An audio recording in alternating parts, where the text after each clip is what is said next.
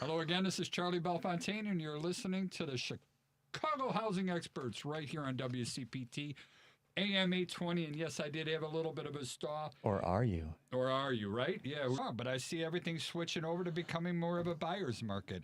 Get off the internet. It's a nobody market. Charlie, you're never wrong. That's kind of where I want to focus on this, and I'm going to go back to it. And then I have another thing, Joey, for you. I got yelled at by a mortgage broker because I made a comment on Reddit about all mortgages or all mortgage brokers sell the same product. And this guy just started swearing and yelling at me. And I want to get to that first, also, but I want to introduce everybody here. Steve, if you don't mind, give us your contact information, I can't wait to forget about that. Sure. Steve Davis, Real Brokerage, Kamar Group. You can reach me on Instagram at I'm Steve Davis, as well as 312-513-6314. Patrick, please. To Patrick. Hi, I'm Patrick Loftus. I'm a real estate lawyer. Believe it or not. Every week I come here and just absolutely take a machete to my reputation. This week will be no different. I will not take this seriously. I will make crude jokes. And I won't sound like I care, but I do. You do sorta, care. Yeah, kinda. baloney someone else. Sometimes when it matters. When it matters. And that's what matters, really, to be honest. The facts matter. And facts matter. So behave. There's no doubt about it. So, Joey, you are my voice of reason. Please, if you want to find me on Instagram, find me on Loftus_law, or find me on TikTok, Loftus Law. You can also follow me on YouTube. Oh my! Loftus Law. Wow. I'm just gonna start apologizing. This guy Joey, is please just... introduce yourself. Is that racist? This was adorable. Joey Mathews, VA Loan Nerd. You can find me at thevalonerd.com. You can find me across all the social medias as at the VA Loan Nerd. You can call or text me at 630-235-2405. What's going on? That's me. So what's going on is Charlie had that conversation on Friday. And would anyone like to know how I know Charlie was on Reddit on Friday? That guy called you? Over and over and over and over Really? and texted me. Dude. I had to block him. So- He was so annoying. I'm Wow. so sorry I did that to you. I thought I was doing good for somebody. Wait, there's annoying people on Reddit? Blew me up. What, He's did you like, say, "I'm gonna hey, reach report out you to the Joey CFPB." Mathews? I did. Oh my gosh. Oh, man. That's just Love it. mean. I love it. Yeah, no, my phone was blowing up on Friday. It was fantastic. But tell us more, though. This sounds like there's more to this story. It Yeah, I sounds want like to a good hear. I story. want to hear the deets. Dude, I'm not going to talk to the freaking guy. I'm not going to answer a phone call from someone I don't know, right? Because at the end of the day, like, everyone knows recruiters are recruiters. I love you, recruiters, like, whatever. I don't. But it gets to be a lot. But I was like, why am I? And he wasn't leaving messages until he started texting me. He was like, I'm going to report you to the CFPB. I'm like, what the fuck did I? Oh! Wow. Oh. Sorry. Devin, 10, 11, and 30 odd seconds. My just slips, so you know. my slips Start that over again. 3 times. We're gonna go an extra not mean 20 anything seconds. anymore. 10, 11, and about 30 seconds. Wow, that's Joey, the F-bomb. Joey's mask Yeah. slipped, All right, and we let him- found out who he really is. Let him restart. Sorry. All right, so he's texting you. What happened? And I'm like, what the frick did I do to this guy? He's like, you got this guy on Reddit saying everyone's got access to the same stuff. And I'm like, yeah, dude. I mean, the MBS market trades one way. Like, you're not trading off something that's not the MBS market, right? Mortgage-backed securities market. And I never even replied to the guy. He just kept texting that he was going to report me to the CFPB for something. I'm like, all right. At the end of the day, one, I never said anything that would be a violation of anything. If right? anything, I said it. So. Or I did, yes. And Charlie's not someone who falls under the regulations of the mortgage industry. So I'm like, obviously Charlie found a psychopath and egged him on to the point that he went to my website and he started calling and texting me. So I thank you for that. I'm so sorry. I really thought I was doing good to that person who was looking for help. I love it. Yeah, by punting it off on Joey. That was nice of you. Yeah. No, I mean it's there. There's a lot of bad loan officers that do this bait and switch. I'll give you 2%, and then all of a sudden you're going to the closing table and you owe them $50,000. It's like, what the heck? You're ruining this guy's business by outing. You know, it's good. It's like I want to out them all. Yeah. Anytime someone's got, and why would he get triggered so bad? I mean, I can only guess at it, but usually it means that they saw something that it got them on edge, like it scared them or it made them feel some kind of way. So how did that go down? It's like if you as a mortgage broker are trying to sell your services based on this sort of smoke and mirrors model, and you've got people out there dropping truth bombs on Reddit like Charlie Bellefontaine, you might get triggered because you're seeing your business model go down the tubes. And so I don't know, it's a weird reaction, right? It's not normal, especially to take it off of Reddit and start randomly calling and texting some guy that you were told about on anonymous, more or less, websites. It's very odd behavior, but I like hearing about it because it didn't involve me. So, I mean, is it true? I didn't think it involved me either until it did. Well, is it true, though, Joey? Are they basically everybody selling the same product? I'm going to report you to CPA. Yeah, the only difference is who's charging what on what's called margins. It's the markup for services at the end of the day, right? And that's where I can't stand people talking about how they don't have access to the same. You have access to the same thing. It's just, are you gouging your prices or what are you doing? Right? That's what he was getting mad about.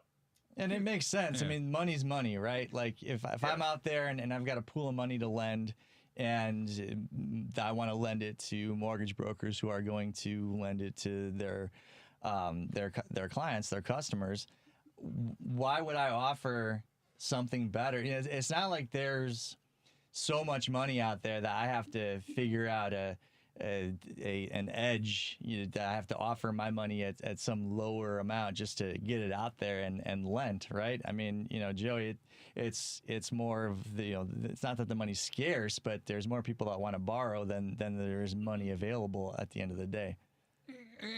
But there's also people that just want to do like a money grab. I mean, I talk with other home inspector companies, owners in our area, and one of them goes, yeah, once or twice a month, I like to just shoot out a real high price to see if I could get it. I like to grab money. You don't like grabbing money? Well, I want to earn. I don't mind earning money, but am I going to charge somebody differently just to see if I can get away with it? I don't know. Are you bored? I'm not that bored, for crying out loud. I got so much stuff going on, it's ridiculous. It just doesn't pass the red face test to me. And, and I get it. There's a lot of people out there that really believe in the caveat buyer beware. All right. And it's your job. If you get snookered by me, that's on you, for not going ahead and marketing yourself. As the resident billiards enthusiast, do you also enjoy snooker? I have never played snooker, actually. Really? Nope. One of these days we ought to take a trip to the UK and we'll try out at snooker. It's an interesting. Actually, I think they play it in Canada as well. But it's a real sport. I don't know why you're defaming the sport of snooker. I'm not. I didn't know it was a sport. I thought it was just a way to con somebody. Unbelievable. I'm not the smartest person in the world. I'll send you some videos. It's a very dignified sport. You know what an amazing and a world champion snooker player was? Steve Davis. That's true. I was actually, I had heard that. And you know how many idiots asked me, "Hey, are you related to Steve Davis?" Why? Because my name's Steve Davis. Are you serious? Well, he was That's like the dumbest thing ever. He was like famous in the 70s. So like, well, does make sense. I don't know why, you're but not it does. that old. You might be Steve Davis Jr. Are you related to Sammy Davis? Oh, God. Here we go. How about Jody Davis? He used to play for the Cubs. Oh, Jody Davis. You got another one? Yeah. You got any other great ones? There's only one or two Davises in the whole world. Oh, there's not many of them. So. You do realize we're kind of getting derailed here, right? Really? No. So, but again, going back hard-hitting Let's snooker talk talk. about the fact of people trying to money grab. It's absolutely ridiculous out there. It is. That happens all the time. I like grabbing money. And we know that. Grab her by the money. Actually, you grab her by the money. All right. No, and I get it. It's everybody wants to make money. We all want to be rich. We all want to go ahead and have successful businesses. I want to be paid, for fair for my services. And I guess what the question is, what is fair? I don't know. What's fair is what you're worth. Yeah, but how do you, and this is another big problem I have with real estate professionals, they don't know how to convey their worth. Well, you that's know, their everybody problem. just wants to. You find one high-end real estate agent that's charging 6-7%, right? And I know you're only supposed to charge for your side, but let's say they're charging for both. And That's now all of a sudden illegal. everybody else wants to do the same thing because, well, I'm a real estate agent, so I could charge what they charge. You know, and that happens in my business.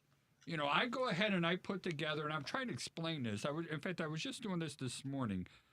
I was trying to explain to somebody about, you know, expressing your value and putting everything in writing.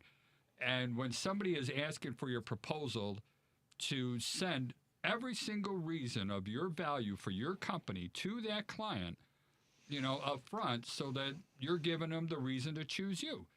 And then you get other home inspectors. Well, home inspectors are all the same, so Charlie charges this, I'm going to charge that too, which is, I guess, fine. Well, I mean, when it comes to something such as a home inspection, the fact is you need to make sure that they know what they're doing.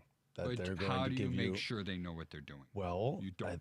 Well, no, you don't. But, you know, the reviews of 2,000 reviews plus reviews you have that are all 5-star, that tells me something from the perspective of a consumer. All right, so that is one good way to check, and that's for all It's a of us. really That's good Patrick, way. I mean, that's everyone, Joey, that's you, that's all of us. 89% Charlie is of the people, hold on, 89% of people that are going to do business, Yeah, check online first. they do.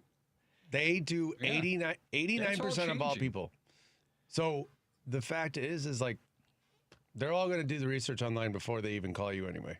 And So- even if it's before that, a lot of people, you know, when I first started in this in '93, I would say 95 to 97. Oh, that's so old. It I is was a old. freshman in high school. I was a junior in high school. I don't know what to tell you both kids, you know. You know, Charlie, as the resident capitalist pig here in the studio, I would think that you would know that what are you worth is established by the market. So, you know, if you set a price That's and not nobody's biting, then you've set your price too high. That's not true. Likewise, if Kind of you, like That is not true. It's I'm not going to give true? you a marketing class 101. Wow. You Okay. Tell me how the market is not efficient. The market, everything that you're saying is fine when it comes to commodities, but we're not commodities. I know that not every attorney is the same. I know not every real estate agent, mortgage broker, or home inspector is the same. It is my job to convey to anybody who's researching home inspectors why I have value. What I do that's unique, that's different, that's better Well, we than all everybody have else. that. We all have that. I'm just talking about me right now. And I hear that, you know, so many other people, so many other home inspectors on the groups that I talk to, you know, one guy was complaining, well, I told somebody I was going to charge $450 for a home inspection, and they were complaining about that. Can you believe that? I told them that, you know, I paid a lot less in 1974 or whatever. He made a comment like that, and the prices go up, and that's what it is. I'm like, well, what did you tell him that makes you worth $450 for a home inspection? And he didn't. You know, so if you think you're a commodity, well, then you're going to have to price as a commodity. And that's where the market comes in there. If you want to make more because you provide more of a value, you need to educate that to your client if you want them to hire you. And you know what? Not every client is your client. Not every client My is coach my taught client. me that, and it's so Yeah. true because the fact is, yes, you want the business. Yes, you want to keep growing. Yes, you want to help more families. Yeah. And yes, you want to have more transactions and so on. But at the same time, there are certain clients that are not your clients. We're dealing with a client right now that we've brought multiple offers to, and we had it at a higher price point, and yet they wouldn't agree to the price point. So now that we've had to drop it, myself, and one of my associates, we dropped the price twice, and now the offer that we got the first time was actually higher than now what the price we're at. So it's just going to keep going down. So the fact is that you have to make sure that you realize what you're doing anyway.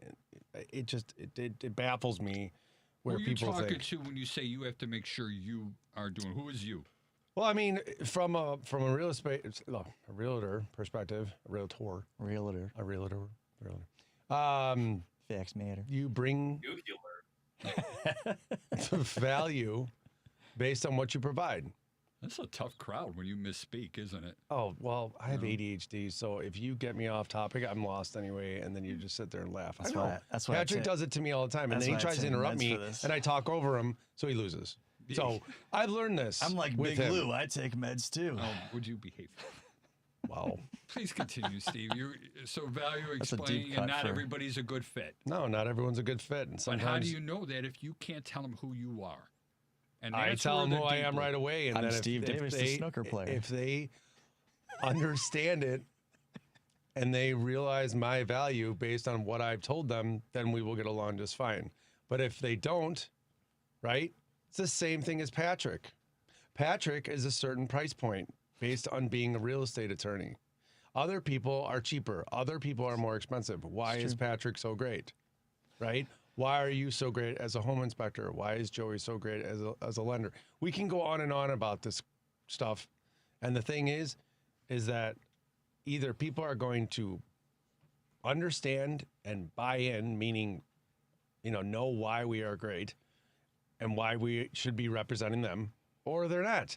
Well, and the ones that aren't, I don't care anymore. No, I can't care. I don't care anymore. I got one job, and it's to keep the calendar full. That's it. Well, all right. I don't have to get every job. I don't get every job. No. All right. I'm not at that point where we have to land every single deal. So for me, I need to know who is my target audience, or I should say, who is a good fit for my business. So my business are the someone who's people, going to respect your experience, respect what you bring to the table, know that you care, know that you're going to be honest. I have to earn that. All right. The person who is the target for me is going to be somebody that's going to want to do their research, somebody that has been burned by bad home inspectors, somebody that has dealt with a real estate agent who referred a crappy home inspector so that they can make sure the deal goes through. That is my target audience, and those are the solutions that I want to fix. Now it's my job to convey who I am to that person who's buying this house. And if they want to work with me, great. If they don't want to work with me, that's fine as well. This is the United States of America, and I got my big American flag going out there, and it's freedom of choice. And Joey, shut me up a little bit here, because I am rah. Joey, Joey fell off because he's like, I'm bored. No, he's here. So, Joey, a colleague of mine, a fellow real estate professional, made a comment yesterday that might implicate you. The comment was something along the lines of interest rates might be dropping. I forget who said that, but it might also be going up. Really? Are you serious? Can you say more? Oh boy. I mean, if we want to play the Nostradamus game, yes. Yeah, bro. Don't assume things. Point counterpoint. It's the worst thing that you can do. It's the absolute worst thing that you can do. Well, if they go down, we're going to be in a better position to buy. Yeah, well, honestly, I fear for people that stay in the market waiting for that. I disagree with that. All right, let's do it, Steve. There's no inventory, and the inventory is coming up. Yes. But at the same time, sure, properties may be starting to sit in different parts of the country. Chicago's not one of them, unless it's not priced right. If it's priced right, it's gone. And the fact that what Joey just mentioned, if the rates go up, the rates go down, yeah, there'll be more, like buyers will be happier. Sure, but then there's going to be 1 million buyers out there, and inventory is the same. So guess what? That's not going to help.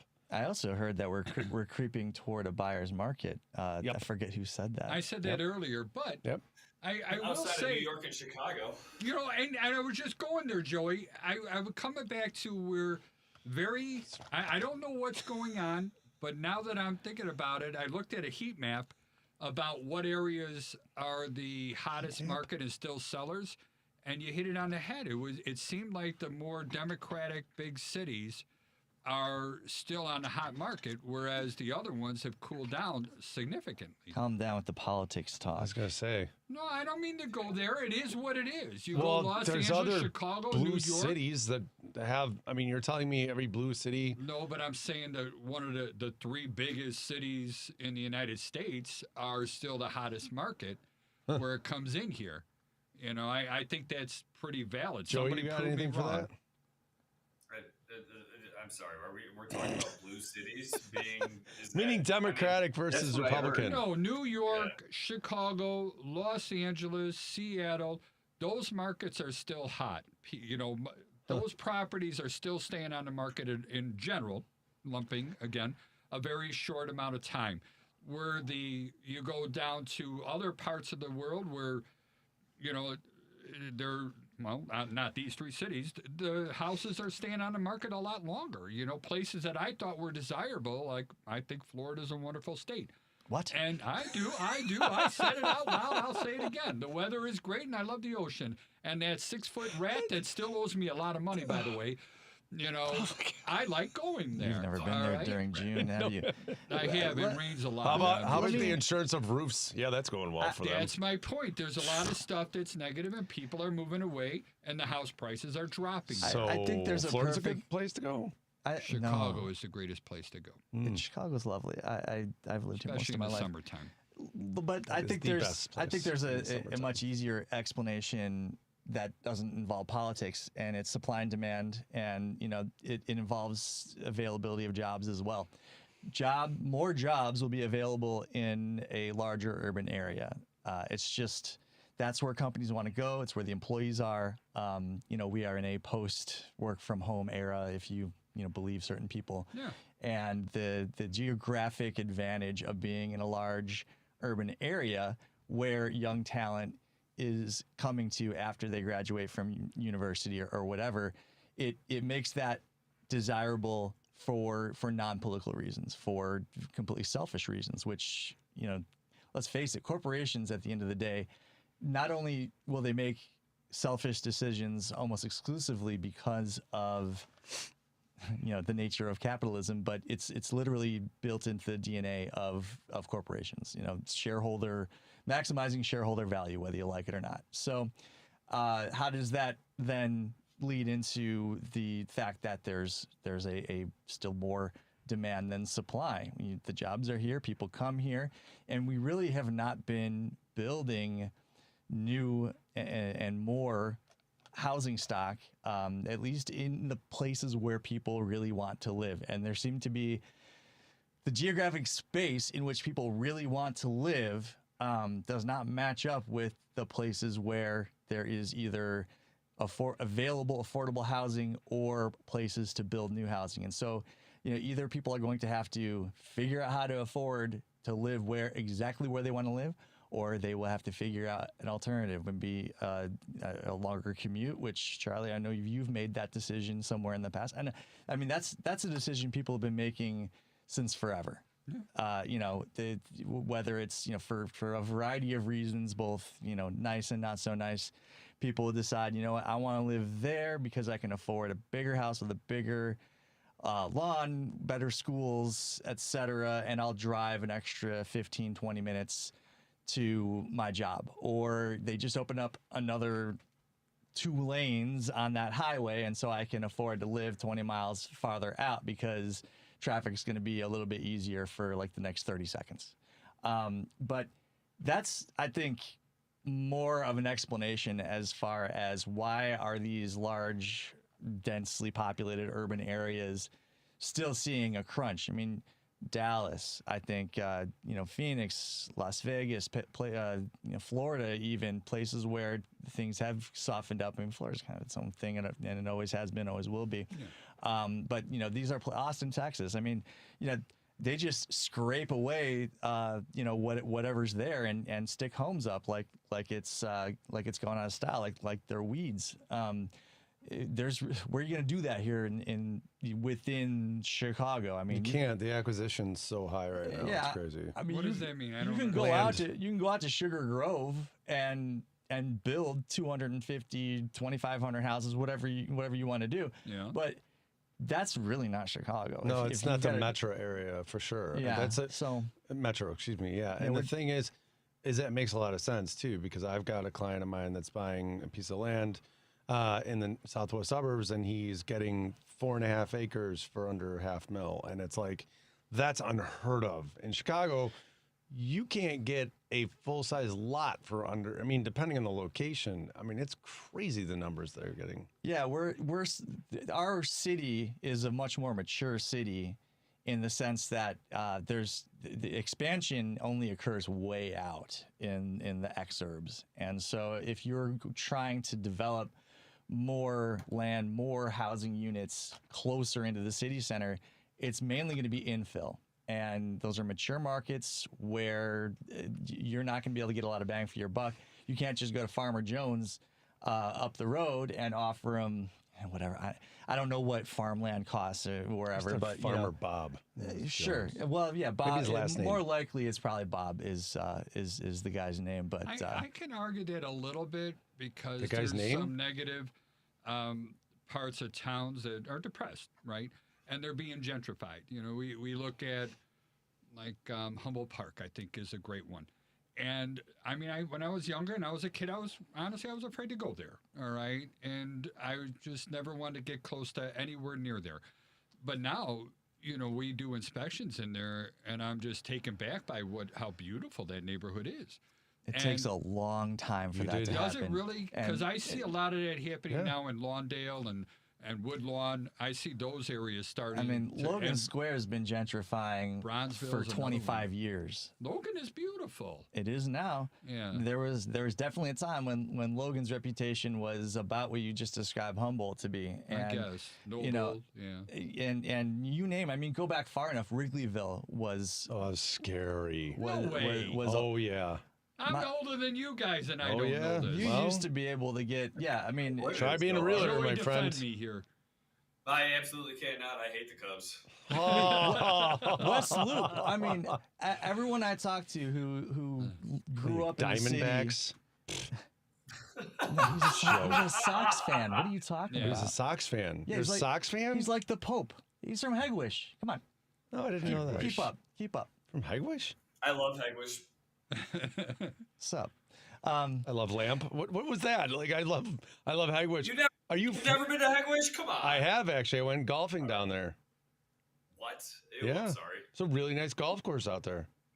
Pretty sure the only trailer park within city limits is right around there. That's where I was born. Yes, sir. Harbor Point Estates, baby. All right, I'm gonna stop talking about that because I'm gonna say something I shouldn't. you're And allowed it'll to. be inadvertent, but you know, I should be nicer. But Trashy, baby. yeah, I mean, think about the West Loop. I mean, that was Skid Row, right? You just have Yeah. to pay people to watch your car if you parked to go to a Blackhawks or a Bulls game at the Chicago Stadium. I mean, nowadays, my goodness, you know, Fulton Market. What the heck is a Fulton Market? You know, 30 years ago, you'd been like, I don't. You 5 know. years ago, to buy a property down there was like $500 or $600 for a 2-2. But these things take a long time to develop, and if To you rent $2,500 for a one bedroom, it's insane. But I think as long as the city in a whole is still going to be desirable, in other words, more people want to come in that are leaving, then it's just a matter of time. The value in those lower areas, people are going to see that as a chance. It's going to go up. Well, the faster difference than is anything else. As long if as it your converts. timeline is 5 years, you're not going to be able to take advantage of that gentrification. So if you're going to buy in, if you think, all right, you know, whatever, North Lawndale's coming up, I'm going to go buy a home there with the hopes that in 5 years' time, I'm going to turn around and sell it for a lot more. Sure, it's a matter of time, but you don't know how to time that. Who because does? Nobody does. There's lots of people that would have bought in like Westtown in 2003, 2004, and they were just like, yeah, that's happening. And then all of a sudden, and if you don't have the cash flow. Well, how about River North? Well, I mean, That's Well, isn't that slowing down now? it's so if you're an investor, you need to buy in River North. Right now you do. 100%. Yeah. Because it's there's now a lot of good deals out there one because bedrooms those used to houses cost are sitting on the market. Is that right? one bedrooms used to have what would they cost, about $385 to $425 just for a one bedroom. Now you can get one for like $250. I mean, it's crazy. Now just your make sure you assessments. check out the condo financials. Yes, 100%. but 100%. But the whole thing with you know, everything that's been happening and you know, the investment aspect, it's a really, really good place to invest in because you're going to get your money back. The issue or the concern or the whatever, the reality is your assessments are really high. So you got to weigh the options to make sure it makes sense. Yeah, I mean, unless you're buying a self-managed 3-flat or something along those lines, your assessments are they're going to be higher than you like, and that's really the bottom line. Yeah, but then you also have to take consideration of I know you know the name of this. I don't know the name, but the northwest side between. No, the northwest side. Wow, I have ordinance. I have this issue with one of my clients. He wants to sell his condo, and I thought it was only a 2 or 3 or 4 flat, like anything under a 4. Oh no, there's different rules and different time frames for two flats, 3 flats, 4, 5 plus. So my client's What are in you talking about? So what he's talking about is there's like listen this to this. pilot program This is crazy. on the northwest side, and I don't have the boundaries for you. So if anyone's curious, it's reach out. I think it's North Avenue to Belmont to over to maybe California to Western, something like that. So it's meant to curb gentrification. So in other words, if you're trying to sell, and I'm speaking very broadly here because as Steve mentioned, there's a lot of different details here that I probably won't hit on. So don't. This is not to be taken as legal advice. But if you're selling a multi-unit, for example, you have to give notice to all of the tenants, and you have to give them like the right to get together. Right of refusal. Right, Mm-hmm. the right to get together, form like a tenant union, and offer effectively the same thing that the investor that you're trying to sell it to would purchase it for. And it's Keep going. Keep going. What time frame? Oh, I don't remember the time frame. So here's the deal. If you let the tenant know, hey, I want to sell my unit, and there like are 60 days or something. So it's 60 days they can make a decision. They have 30 days. Right. From when? They have from when they ask. From when you know it, give them notice. All right. 60 days from when you ask, they have that amount of time to tell you. Then once they say yay or nay, there's another 30 days, or it's 30 days and 60 days. And then on top of that, if they decide at that point, then you still can't market the property with them in it. So they have to be gone, which means the owner, I mean, there's so many things to this. And it all depends on if it's, as he mentioned, a 2-flat, a 3-flat, a 4 plus. I mean, I'm dealing with a situation where I got a client who the tenant in there has rights, obviously. But now it's where if they don't want to buy it, they have up to 210 days total to be able to get out of the property. And I think they can waive it. I think Sounds goofy. It is. And they It can is. waive Charlie, but you ask probably any have attorney. you probably have to pay him for the signature. I mean, It is absolutely ridiculous.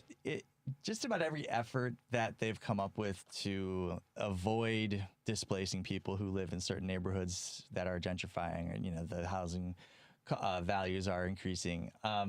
It ends up with absurd results. So you talk about rent control, and it sounds like a good idea. That's right? going to happen. Well, here's the problem with rent control is that once someone is in a rent control apartment, they never leave. And so it's fine if they've got a 3-bedroom apartment rent controlled, that they're raising a family in because they need the 3 bedrooms. But once the kids move on, and parents are in that 3-bedroom, they're never leaving because they could never afford anything. Yeah, but the landlords can't jack up the rent anyway.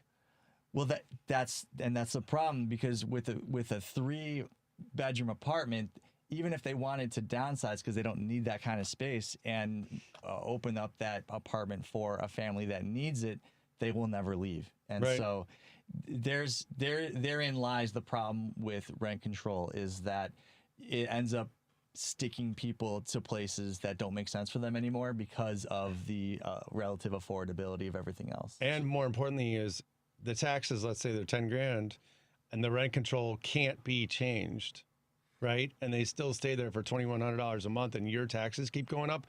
You can't charge them more because of a rent control situation. If that ever happens in Chicago, just saying. And a seller can't sell because it won't make any sense. Even if you're talking on a sales-based approach as opposed to an income-based approach of appraising the real estate, no investor is going to buy real estate that they can't charge market rent for. And so now you've not only or charge more depending on what's going on with the market. Well, I mean, rent follows the market, right? So if you even if you're going to increase rent for someone, presumably you're doing it because the market will bear that. You could find someone else to pay that amount.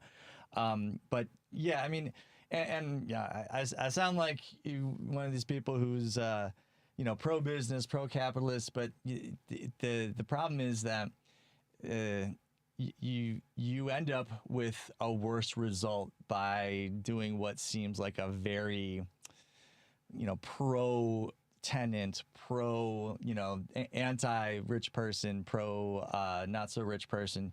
You end up putting people in positions where hey, I'd like to move into that 3-bedroom apartment with my family at a market rate, but I can't because grandma lives there and she's paying half of what the market is, and she can't afford more because she's on a fixed income, and she's not going to move because she would have to move 30 miles away, and it doesn't make sense. Steve made a comment while you were talking before he threw out there, well, you can't raise the rent anyway. And Steve, when you're saying that, if somebody moves out, are you saying that the landlord on a rent control can't raise the rent for a new tenant? Well, I mean, let's say a 3-bedroom, 1-bath, like Patrick had mentioned, a 3-bedroom. So let's say a 3-bedroom, 1-bath, the most you can charge in a certain area of Chicago, or in Chicago in general, if they do that, I don't know. Let's say it's $2,500, okay? And let's say that those tenants were paying $2,500. And then the new tenants move in and the market has changed where you can charge more, or that you need to charge more because your taxes went up or whatever it is. You cannot go above 25. Now, if they were at 23, then of course you could go up to 25, but you cannot go higher than that.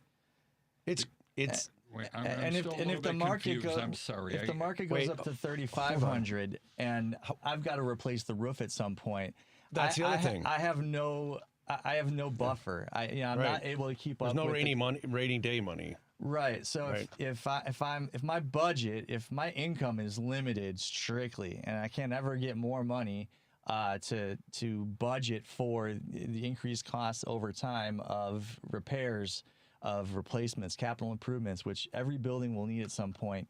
Now, what am I going to do? I'm not going to take money out of my pocket. I'm not going to impoverish my family in order to make sure that place is kept in tip-top shape. Yeah, so the property's going to get dilapidated. There's just so many reasons why it will work temporarily, because if you freeze the economics in place, you won't feel the difference until some time has passed and inflation takes place.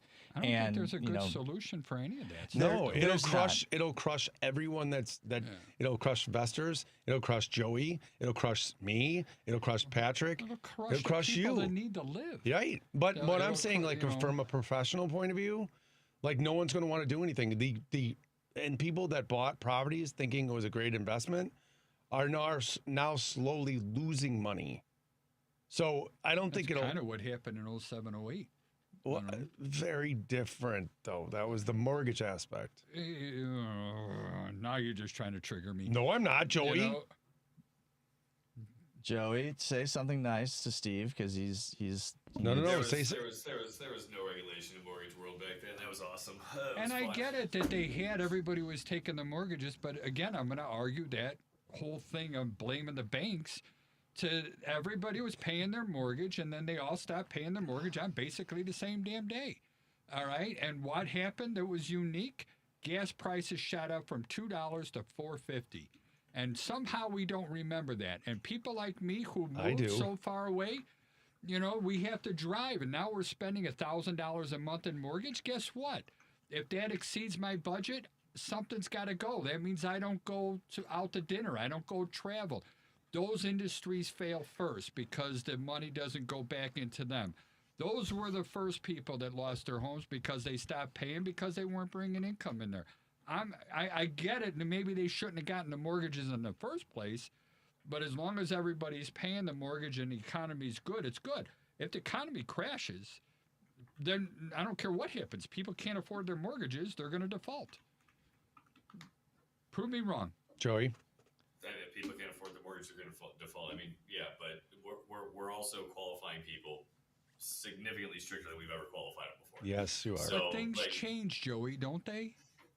I mean, yeah, people can lose their jobs. There's enough equity for them to sell their houses if they need to at this point. And that's the other piece. Like, there's protection through, I mean, people that bought in 2020, 2021, 2022, 2023, there's still just a ton of equity in those homes. So they don't risk being at default. They're unless really they're happy very right now. hard-headed.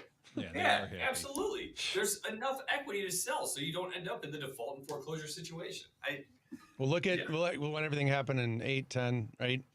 The people that bought after that, they got a lot of fire sales. They got a lot of them that were way down. I bought my place in 09, and it was so much less expensive than they were originally trying to sell it. Right. So if you were to sell it now, how much is it? More. I'm not talking about my wealth on public. It's not about your wealth. It's about a typical 1-bedroom, 2-bedroom, whatever in downtown Chicago where it was when you bought it versus now. Like, is it 30%, 40% higher? Like, you know what I mean? I bought it for a lot less than what it's worth today. It's funny, Joey, the thing that you pointed out about, there's a lot of happy people out there because they are taking advantage of equity. That never seems to be the headline. It's always housing prices are increasing at a higher clip than, ever in the past or in the last 10, 20 years. And then you go and if you're have the unfortunate circumstance of reading that article, you read about how awful it is for home buyers and blah, blah, blah. And it's like, I guess it just doesn't make for a good news article to say that homeowners in the Chicago area are seeing, historically brisk appreciation in their investments, and shouldn't we all, as those of us who are homeowners, feel good about that? I never see that headline. It's an odd one. It's always about how unaffordable. It's weird. It's like more people are attracted to negative energy. Well, that's human nature. That's the whole reason that's motivation. You want to motivate somebody, you make them angry. You make somebody angry, they're going to take action. And it's not the best way to go, though. It's definitely the worst way to go. That's not what I want to do. Oh, yeah. In fact, I'll tell you this much. As a home inspector, I'm going back into the real estate thing. I don't work for the real estate agents. But what good does it do if I try to make them angry? I don't work for the seller. What does it do if I try to make them angry? If I go into somebody's house and I don't treat that house with the utmost respect and I upset that seller, they're not my client. I get it. I don't have to care. But I care about my client. And if I make that seller upset because I didn't show respect to their property, I don't suffer. My client suffers. Mm-hmm. Sometimes it's good for me to make people angry. Say again? Sometimes it can be good for me to make someone angry. For you, yeah. That gives you more things to argue get about, them on tilt, get them a little bit. But my client wants this home, and that's the whole thing. Somebody wants to put their family in there, and they just want to do what's best, both financially and emotionally, that goes in there. So getting people upset and losing your cool and not remaining professional just is not helpful. Oh, I'm professional. They're the ones losing their cool. Well, that's my standard. I am not that good. I can't control myself. When I get aggravated, I'm a light switch and I'm a horrible person. I don't like it. Well, you didn't use any filthy language here on the show today, so I mean, we're not done. You are at least done. Yeah, we're not You're finished. at least in second place in terms of the anger factor. I think we had an early anger spike, down the line. Joey, would you like to apologize to the group? No. I never had an anger spike because no one ever heard it. So I didn't hear anything. The magic of Joey, editing. it's the same thing with you. I'm sure that you deal with other people in our profession that are not professional and they just want to spark the emotion, and I don't understand that. Stay calm, Joey. Yeah. Oh my God. Stay calm, Joey. I flipped out yesterday, man. It was awesome. And at the end of the day, my underwriter made an error on including a prior to funding condition to verify. Steve does not approve. That hurts. What does all that mean? There was a gift being made at close, and the gift got made at close. And so, but the funder on the file, the person who actually releases the funds, did not see the condition to verify a gift. We already sent that to you, Joey. Is that what they did? No, it So wasn't. he didn't. I'll just keep saying the same thing over again. You're gonna So have he didn't to. realize. So he didn't realize that there was a gift. Why are you all doing this to me? He's so angry. So he didn't realize that there was a gift. So the title closer on it calls me, and I knew it was an error, so I just called the underwriter. I was like, "Hey, dude, add the condition for Daniel. It's fine." And he did right away. But the funder on it was like, "Now I have to reject this wire, and we have to get more funds from the buyer." I'm like, and I immediately I was like, "If you reject that wire, I swear to God, you're going to blow up closing for no reason. They're just going to have to rewire those exact same funds. It's a simple line that my underwriter has already added. Just sit down and calm down." I was so calm down. I can't stand the nuclear option. The nuclear. No, I'm right there. Step it up, go baby steps, and see. The idea is to fix the problem. It sounded like that was a big deal. Should have killed the deal. It doesn't even matter about the deal size. It matters about the situation at hand. It matters about his sanity when he's dealing with incompetent situations. But it also goes mountain and molehill. All right, there's a lot of people that take something that. Wait a minute. It's kind of like in my equation is I see ground fault interrupters that are not in kitchens, right? And somebody goes, "Oh my God, this is dangerous. This is really bad." Yeah, I agree with that. I believe that that's important. But we're talking $25 in 15 minutes. That's what it takes to make the problem go away. Put the fire out. Same thing. Put the fire out. Fix the problem. Yeah. How much is it? How bad is it? How much is it going to cost? And how do we move forward? Find a solution. It's all about problem solving. It is. Find a solution. What Stop about minor cracking in a service walk? Say what? What about minor cracking in a service walk? It's a big deal, right? Come on, you really are people. I know you're teasing me a little bit, but seriously though, are people really? The only time they do that is they want to negotiate that. The only time that does happen is when it's an FHA situation where they're like, "Oh, you have to fix this concrete." I'm like, "Well, it's 30 degrees outside. That won't be done until April." So, and then Joey has to work his magic and help them understand. What FHA is going to say crack concrete? I don't think that. It's not FHA. It's the appraiser. It's the appraiser. Right. But if it's an FHA deal, that's what I'm saying. Yes. But that again, that's a human being that is making a mistake, and that's where all of us that are the other people in these parties, the more we know about each other's rules, the more that we're able to help our clients when it comes into that situation. It doesn't mean I have to catch or I know everything. Yeah, but just like I'm going to share it. There's a reason why when I had to do this test to become a realtor, it says, do not give. Don't be stupid. Do not. Yeah, that one too. But do not. Well, I believe that goes with the ethical aspect. True or it false? says do not give legal advice because you are not an attorney. Call a legal person. But yet that whole class is nothing about the law. Look, we don't talk about legal people and illegal people here on this program. That's another program.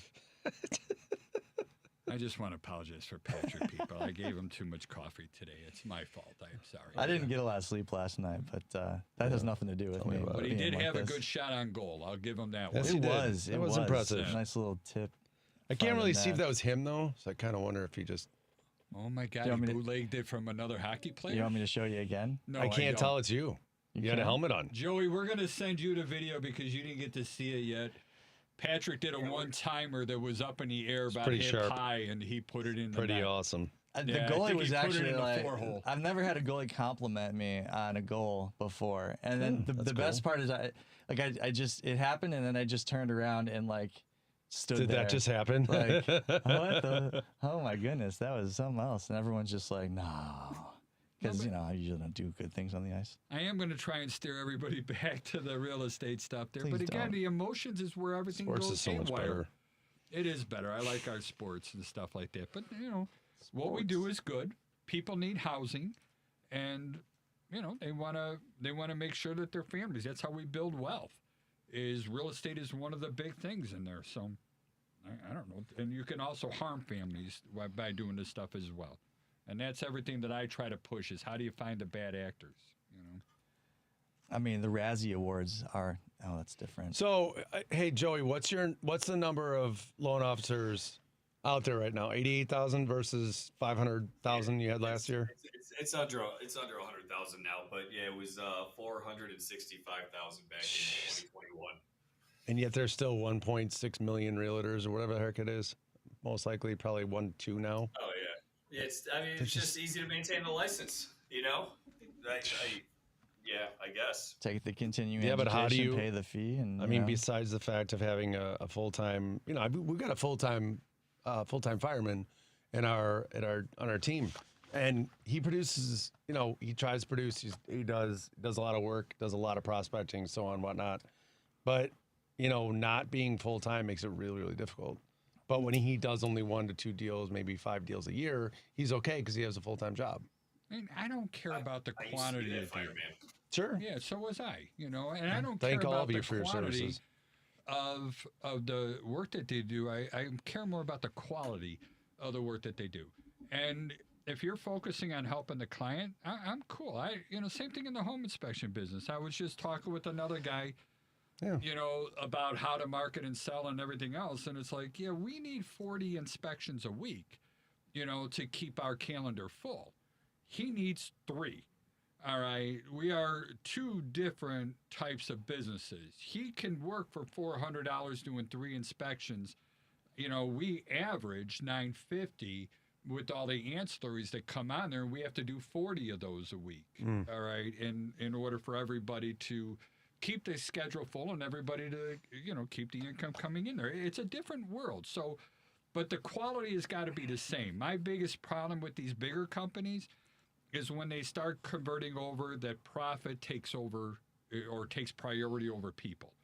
And that's a huge beat that I have. Shareholder value. I know, and I get all that stuff. I'm well with it. So who are you loyal to? Your customers or the people that are investing in your business? Value.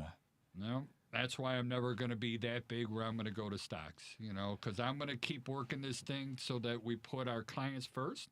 And I'm not trying to go into sales mode. I just believe this, and I get annoyed when people try to do the old corporate greed on me, and I refuse to do that to somebody else. Jack Welch is turning over in his grave right now hearing you talk about prioritizing customers or prioritizing employees. What about the shareholders? The biggest asset I have are those people that work for us. Our inspectors are passionate like there's no tomorrow. What about the shareholders? I am the shareholder. Exactly. I am the shareholder. And if I have to give less money to give more to these guys because they're worth it. There's no doubt about it. I mean, don't get me wrong. I want to make a profit. I'm not going to deny that, but it's like, how much is enough? You hear him talking earlier at breakfast about upgrading that urinal to like a full-on Japanese toilet. I mean, I think that'd be a good investment. Really? Yeah. Yeah. The one you have in your garage, Charlie? I tore down my garage. No. So not only do I not have a urinal in my garage, I don't even have a garage. Take that. No, that is a lie. I've seen his garage. It's there. Oh, I have no doubt. You could do Google Earth and see his garage. You can. Well, yeah, no doubt.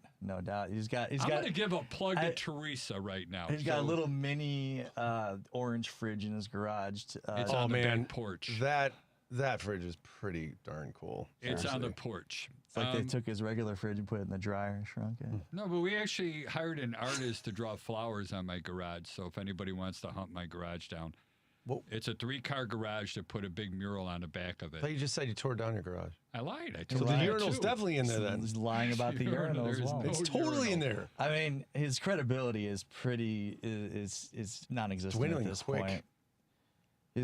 But like I said, I think given how busy he's been and how much shareholder value he has, has increased with his business, I can only imagine that there is like a magic urinal coming, and it's going to be. What the hell is wrong with you two? Joey, you're my only saving grace. It's going to have like a flat screen TV above it. I am just so thankful we're out of time. It's going to give you affirmations. I am so happy we're out of time. Can you please give us your contact info, Patrick? What? No. Okay, Steve, find can you me give on us social media. Okay. More of this stuff. Nah, no one needs that. But if you really do, Instagram Loftus_law, TikTok Loftus Law. Follow me on YouTube, Loftus Law. Steve Davis, please. Real Brokerage. Find me on Instagram. I'm Steve Davis, and Facebook, and my number's 312-513-6314. Reach out to me about any real estate needs. Joey. Or Snooker. Joey Mathews, the VA Loan Nerd, thevaloannerd.com. All social medias is at the VA Loan Nerd. You can call or text me at 630-235-2405. And anybody who has any questions, you can find us all at the ChicagoHousingExperts.com. And we want to help. That's it. So anything that seems unusual, you got yourself some coaches. And yeah, we want your business. We're not going to argue that. But we're going to get your business by earning or showing you our value. And the value is the knowledge that these gentlemen have. I want to give special thank you to Devin Tingle for making everything work. My name is Charlie Bellefontaine with Chicagoland Home Inspectors. Our phone number is 312-544-9180.